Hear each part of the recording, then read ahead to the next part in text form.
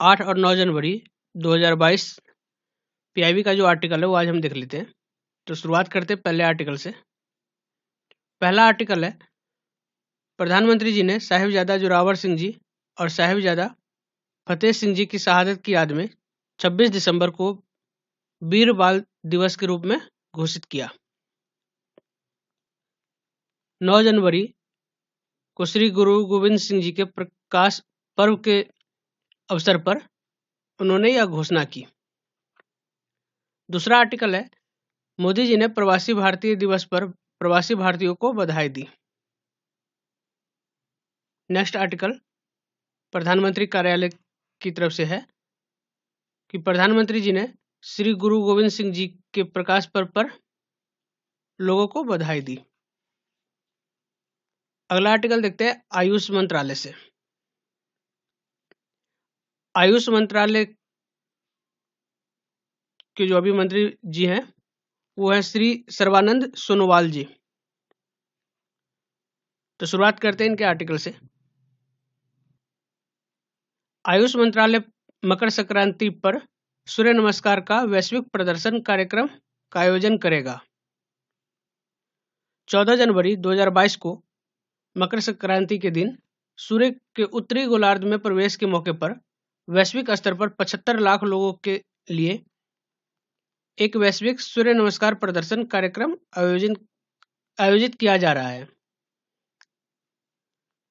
सूर्य नमस्कार के सामूहिक प्रदर्शन का उद्देश्य इसके जरिए जलवायु परिवर्तन और ग्लोबल वार्मिंग का संदेश भी देना है। आज की दुनिया में जहां जलवायु जागरूकता जरूरी है, वहीं दैनिक जीवन में सौर ऊर्जा के इस्तेमाल से कार्बन उत्सर्जन में काफी कमी आएगी, जिससे पृथ्वी को खतरा है। इसके अलावा यह आयोजन हमारी संस्कृति और आध्यात्मिक विरासत में मकर संक्रांति के महत्व को रेखांकित करेगा। अगला आर्टिकल हमारा रक्षा मंत्रालय से है। तो आर्टिकल देख लेते हैं। स्वदेशी विमान वाहक पोत विक्रांत का समुद्र में संचालन परीक्षण का अगला दौर शुरू। स्वदेशी विमान वाहक पोत कई मामलों में सफलता की कहानी गढ़ रहा है, चाहे आत्मनिर्भरता का उदाहरण हो जिसमें 75% से ज्यादा उपकरण स्वदेशी रूप से तैयार किया गया है, या फिर भारतीय नौसेना की डिजाइन टीमों और मेसर्स कोचिन शिपयार्ड लिमिटेड के बीच घनिष्ठ जुड़ाव की बात हो। प्रगतिशील समुद्री परीक्षणों की एक श्रृंखला के सफल समापन के बाद पोत को इस वर्ष के अंत में आईएनएस विक्रांत के रूप में समुद्र में रवाना किया जाना है, क्योंकि राष्ट्र आजादी का अमृत महोत्सव मना रहा है। अगला आर्टिकल देखते हैं। अगला आर्टिकल है हमारा है कि रक्षा मंत्रालय ने आधुनिक सर्वेक्षण तकनीकी के उपयोग करके बीते 3 वर्षों में 17.78 लाख एकड़ रक्षा भूमि का सर्वेक्षण किया है। रक्षा संपदा कार्यालय द्वारा बनाए गए रिकॉर्ड के अनुसार रक्षा मंत्रालय के पास लगभग 17.99 लाख एकड़ भूमि का मालिकाना अधिकार है, जिसमें से लगभग 1.6 लाख एकड़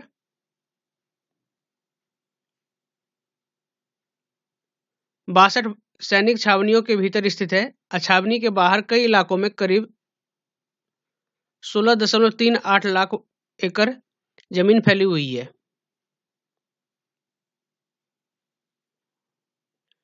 अगला आर्टिकल हमारा स्वास्थ्य एवं परिवार कल्याण मंत्रालय से है।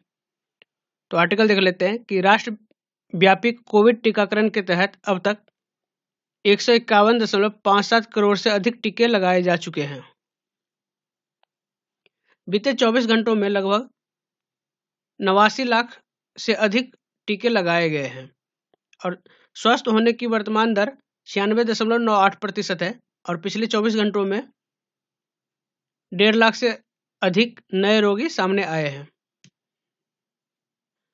और साप्ताहिक सक्रिय मामलों की दर जो है वो 6.77% हो गई है। चलिए अगला आर्टिकल देखते हैं।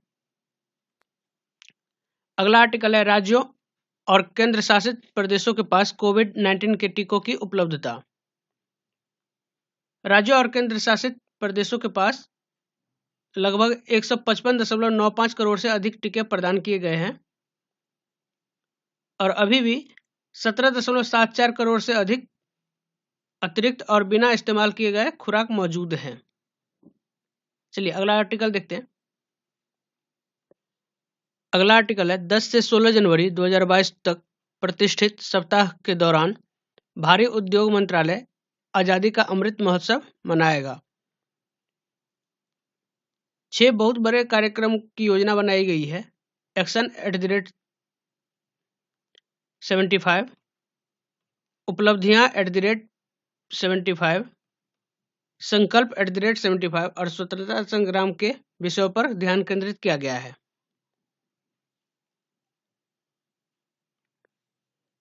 अगला आर्टिकल गृह मंत्रालय से है और केंद्रीय गृह एवं सहकारिता मंत्री श्री अमित शाह जी ने आज 9 जनवरी गुरु गोविंद सिंह जी के प्रकाश पर्व के अवसर पर प्रधानमंत्री जी श्री मोदी जी द्वारा साहिबजादों के बलिदान दिवस 26 दिसंबर को वीर बाल दिवस के रूप में मनाने के निर्णय का स्वागत किया गया है। नेक्स्ट आर्टिकल देखते हैं कार्मिक लोक शिकायत एवं पेंशन मंत्रालय से और इस आर्टिकल में बात की गई है कि केंद्रीय मंत्री डॉक्टर जितेंद्र सिंह जी ने कहा कि बढ़ते कोविड मामलों के चलते गर्भवती महिला और दिव्यांग कर्मचारियों को कार्यालय आने से छूट दी गई है। हालांकि उन्हें उपलब्ध रहने और घर से काम करने की जरूरत होगी। तो ये है टोटल 9 जनवरी का जो आर्टिकल है पीआईबी का, वो कंप्लीट हो चुका है। अब 8 जनवरी का आर्टिकल देख लेते हैं। तो शुरुआत करते हैं पहले आर्टिकल से, प्रधानमंत्री कार्यालय का जो आर्टिकल है। प्रधानमंत्री ने 15 से 18 साल के आयु वर्ग के 2 करोड़ बच्चों का टीकाकरण होने की सराहना की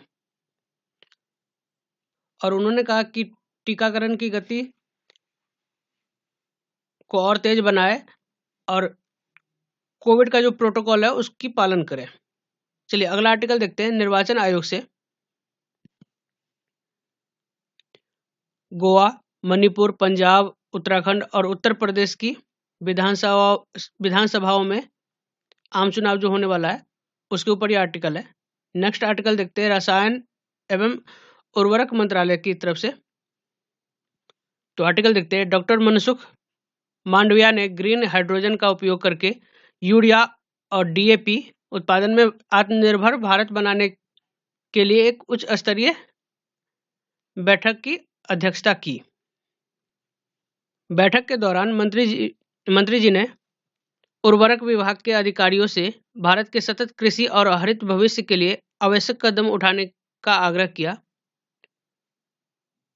प्रधानमंत्री मोदी जी ने 15/8/2021 को स्वतंत्रता दिवस के अपने भाषण में राष्ट्रीय हाइड्रोजन मिशन के शुभारंभ की घोषणा की थी और भारत को ग्रीन हाइड्रोजन के उत्पादन और निर्यात के लिए एक वैश्विक केंद्र बनाने का लक्ष्य रखा। मिशन अन्य बातों के साथ साथ पेट्रोलियम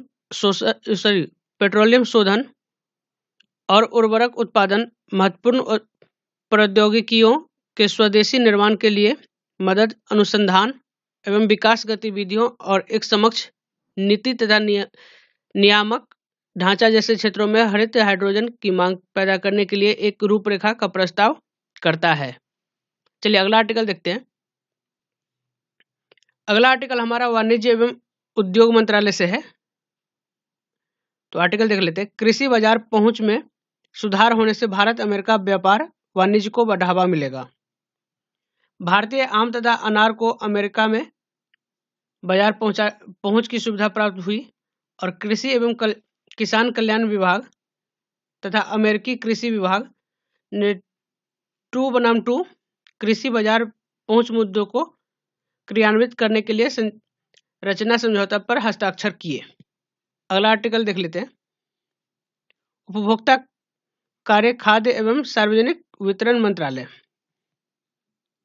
तो आर्टिकल देख लेते हैं सचिव खाद्य एवं सार्वजनिक वितरण विभाग भारत सरकार ने मुख्य सचिव कर्नाटक के साथ मुलाकात की। नेक्स्ट आर्टिकल देख लेते हैं रक्षा मंत्रालय से।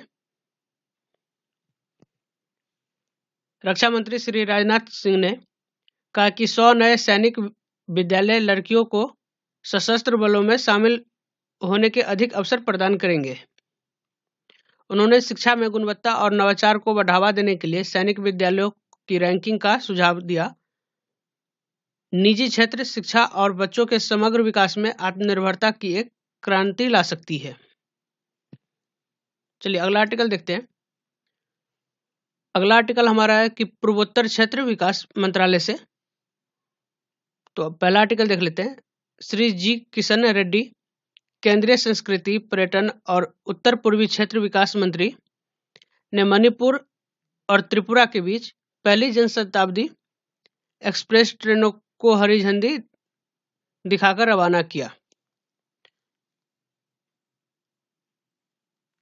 और उन्होंने कहा कि इन विशेष ट्रेनों के माध्यम से यात्री संपर्क, व्यापार और पर्यटन को बढ़ावा मिलेगा। 56,553 करोड़ रुपए की लागत से शुरू की गई 14 नई रेल लाइन परियोजना के बारे में विस्तार से चर्चा की।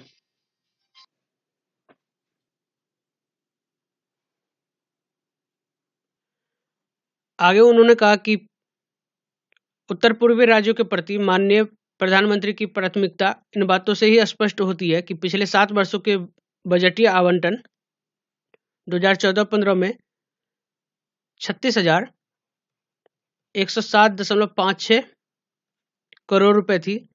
इससे बढ़कर 2020-21 में 68,020 करोड़ रुपए लगभग दोगुना हो चुकी है। चलिए अगला आर्टिकल देखते हैं। नेक्स्ट आर्टिकल हमारा है कि उत्तर पूर्व महोत्सव में वर्चुअल माध्यम से केंद्रीय मंत्री संस्कृति और उत्तर पूर्वी क्षेत्र विकास मंत्री श्री जी किशन रेड्डी ने भाग लिया और उन्होंने उद्यमियों और सशक्त स्टार्टअप के साथ बातचीत की। मंत्री ने व्यापारिक समूह से पूरे देश और उसके बाहर निवेश के लिए तैयार उत्तर पूर्व के संदेश को आत्मविश्वास से ले जाने का आग्रह किया। माननीय प्रधानमंत्री जी ने एक्ट ईस्ट पहल के माध्यम से एनईआर के विकास को सर्वोच्च प्राथमिकता में रखा है, ऐसा श्री रेड्डी जी ने कहा। चलिए अगला आर्टिकल देखते हैं।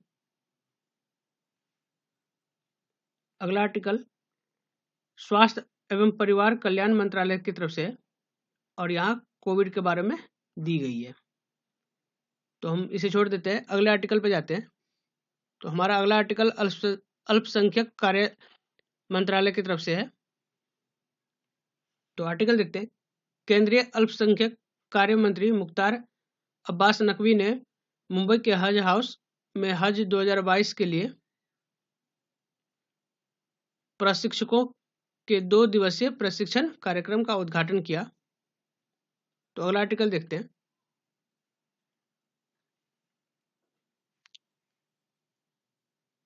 आर्टिकल देख लेते हैं। कार्मिक लोक शिकायत एवं पेंशन मंत्रालय की तरफ से ई गवर्नेंस 2021 पर 24वां राष्ट्रीय सम्मेलन हैदराबाद में सफलतापूर्वक संपन्न हुआ।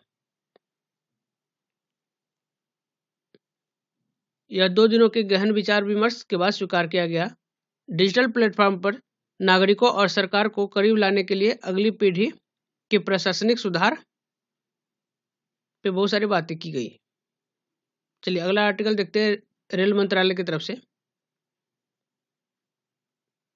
तो पहला आर्टिकल है 2021 मध्य रेल ने बुनियादी ढांचों को मजबूत किया। दूसरा आर्टिकल है 2021 दक्षिण पूर्व रेलवे ने अब तक सबसे अधिक लोडिंग कार्य निष्पादन किया। और तीसरा आर्टिकल है 14,000 टन से अधिक मेडिकल लिक्विड ऑक्सीजन को कोविड केयर सेंटर तक पहुंचाया गया। तो यह है रेल मंत्रालय की तरफ से आर्टिकल। अगला आर्टिकल देखते हैं विज्ञान एवं प्रौद्योगिकी मंत्रालय की तरफ से। केंद्रीय मंत्री डॉक्टर जितेंद्र सिंह ने जम्मू कश्मीर में महामारी से निपटने की तैयारी की समीक्षा की। अगला आर्टिकल हमारा इस्पात मंत्रालय से है और केंद्रीय इस्पात मंत्री ने एनएमडीसी लौ अयस्क खदान का दौरा किया और कर्मचारियों को 100 मिलियन टन उत्पादन क्षमता स्थापित करने का लक्ष्य रखने के लिए प्रोत्साहित किया। नेक्स्ट आर्टिकल वस्त्र मंत्रालय से है। बुनकरों और कारीगरों को ई कॉमर्स प्लेटफॉर्म के माध्यम से जोड़ने और प्रौद्योगिकी का लाभ उठाने की जरूरत है, ऐसा श्री पीयूष गोयल जी ने कहा। 8 और 9 जनवरी का जो पीआईबी का आर्टिकल है वो हम देख चुके हैं। तो मिलते हैं अगले वीडियो में।